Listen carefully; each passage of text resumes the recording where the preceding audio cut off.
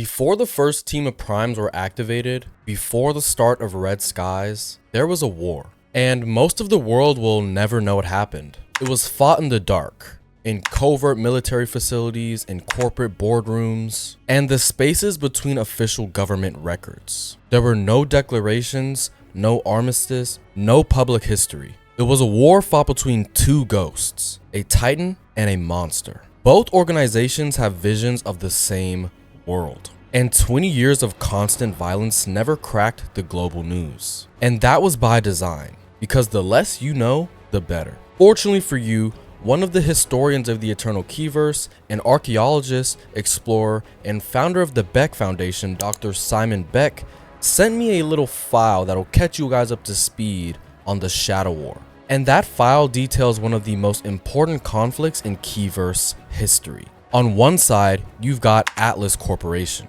or Atlas Corp for short. They were founded to protect the world from things that it was not ready to know about. Superhumans, magic, extraterrestrials. On the other hand, you have E.P.O.C.H, the evolutionary program for optimized cognitive humanity. And they were founded to remake the world entirely, to force it at gunpoint into the next stage of its evolution. And both factions were born from the same place, the same institution, the same mission. One man helped create Atlas Corp. He designed its infrastructure, shaped its protocols, and genuinely believed, that it could be an instrument for a better world. And when Atlas Corp took everything from him, he decided to take everything from them, and from the world that let it happen. And this video from Dr. Simon Beck is the history of the Shadow War between Atlas Corp and E.P.O.C.H. Decades ago, two men birthed the idea of Atlas Corp in a think tank at MIT, but it was the son of a billionaire who sponsored their vision of what science and power could build together. These three men had no idea that they were creating one of the greatest peacekeeping forces this planet has ever seen. First, let's start with E.P.O.C.H, the industrialist. Born into a military family with a weapons manufacturing legacy, he's a man who understood early on that the world needed protection more than it needed optimism. Weapons, technology, not hope. Hope was for idealists. And that's what Dr. Klaus Rasmussen is. The Swedish-born geneticist and molecular biologist wholeheartedly believed that science could advance humanity. He also believed that Atlas Corp could be the instrument for a better world. But it was Archimedes Hamilton II, a genius engineer and inventor, who turned their vision into reality. But eventually, his tools and research were turned into swords and shields. Klaus's idealism was warped, twisted into monetary gain, because there's always money to be made in war. As Atlas Corp evolved from a tech-based research company to a covert paramilitary organization, it's E.P.O.C.H.'s vision that eventually wins out. Today, Atlas operates from the mountains of Washington State, working closely with the United States government and military. Its mandate is broad: global terrorists, superhumans,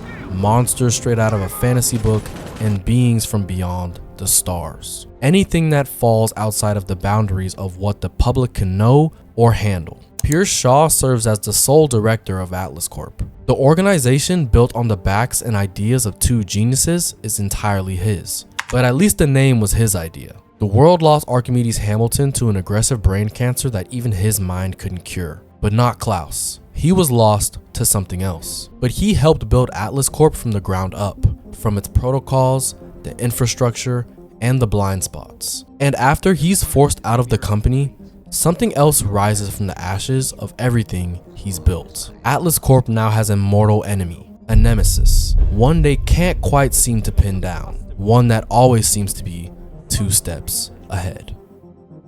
E.P.O.C.H. But what led to the split between E.P.O.C.H and Klaus Rasmussen? What created E.P.O.C.H? You can gain access to the full timeline detailing the events of the Shadow War by joining my Patreon, along with snippets from Red Skies, early access to these videos, and more exclusive content. But for now, let's start with the first event that led to their fracture. The discovery of Primonium was the first domino to fall. Klaus became obsessed with it. The extraterrestrial element capable of turning certain humans into something greater. He thought it had the power to change the world. How right he was. But Klaus grew impatient with the pace of his research. He requested human trials to reach the limits of what Primonium could do. And after Director Shaw's young son, Victor, proved to be a suitable match for the Primonium, they agreed to run one exposure test. Only one. But something went horribly wrong. Victor falls into a coma. And the consequences? Primonium research is halted indefinitely. Klaus is expelled to Site 0, an isolated lab where he is only allowed to work on sanctioned projects in Atlas Corp's ever-growing shadow. Imagine what that does to a man. Your life's work stripped from you. Your sense of being and purpose stolen. But Klaus didn't give up. He continued his Primonium experiments in secret, using himself as the subject. Eventually, he evolved, and he used his powers to hurt Atlas in the same way that they hurt him. Thus, E.P.O.C.H was created, a direct mirror image of what he sought to create with Atlas Corp decades ago.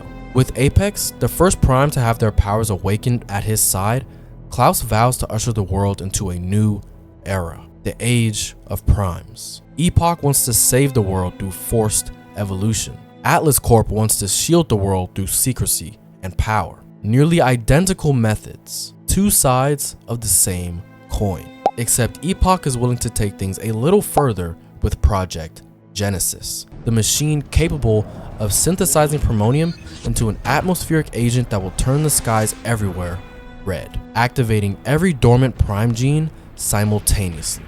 Forced evolution at a planetary scale. The war between Atlas and E.P.O.C.H began nearly 20 years ago, and the first spark, the kidnapping of Director Shaw's son and the murder of his wife. Since then, E.P.O.C.H has only leveled up. Intelligence theft, equipment and factory raids, scientist kidnappings, high-profile assassinations, and Primonium extraction via shell companies. Archangel Industries is their most powerful ally, allowing them to operate in plain sight for years. Atlas has done what it can to mitigate the threat they pose. Interdiction raids, facility takedowns, intelligence operations. But they're fighting an enemy that helped design their own playbook. Klaus knows everything about Atlas Corp. Every time Director Shaw thinks he's gaining ground, E.P.O.C.H has already accounted for their response. Thus, the never-ending Shadow War. 20 years of skirmishes, neither side able to land a decisive blow. Atlas is too big to topple, but too slow to find the heart of E.P.O.C.'s operation. E.P.O.C.H can't complete Project Genesis without the Genesis core, a critical component to their machine that is currently in Atlas's possession. The two factions are at a stalemate, but Klaus's patience is waning, and the war's 20-year slow burn is about to reach its end, one way or another. E.P.O.C.H has always had the slight upper hand over Atlas, not simply because of their inside info, but because of their primes.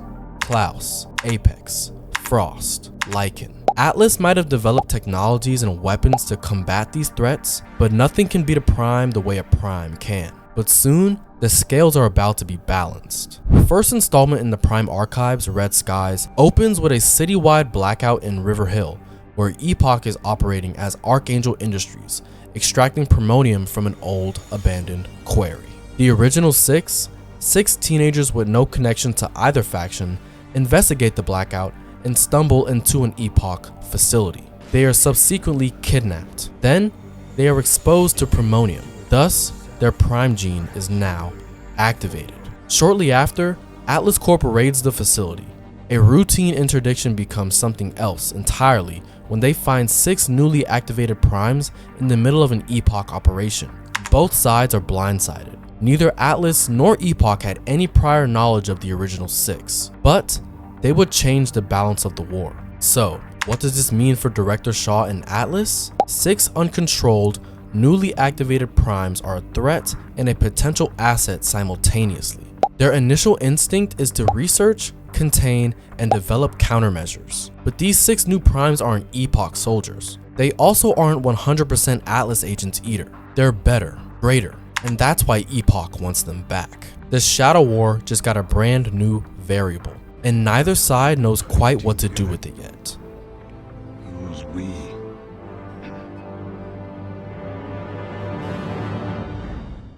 Red Skies and the Prime Archives isn't a story about two organizations fighting over power, territory, or resources. It's a story about what happens when idealism becomes ideology. When the gap between who you were and what the world did to you becomes so wide that you fill it with something dangerous. Dr. Klaus Rasmussen helped build the company that eventually expelled him, stole his research, and left his experiments' consequences to calcify into the foundation of everything that would come next. EPOCH isn't just a terrorist cell. It's the wreckage of a man who thought that he could make the world a better place. And when the world proved him wrong, he decided to take matters into his own hands. Nothing was going to stop him from changing the world, except this time, he was going to do it by pure force. And EPOCH's belief system is one that runs through the entire infrastructure of the Earth sector of the Eternal Keyverse. And it matters because the 6 protagonists at the heart of the Prime Archives are going to have to figure out which side of the line they stand on.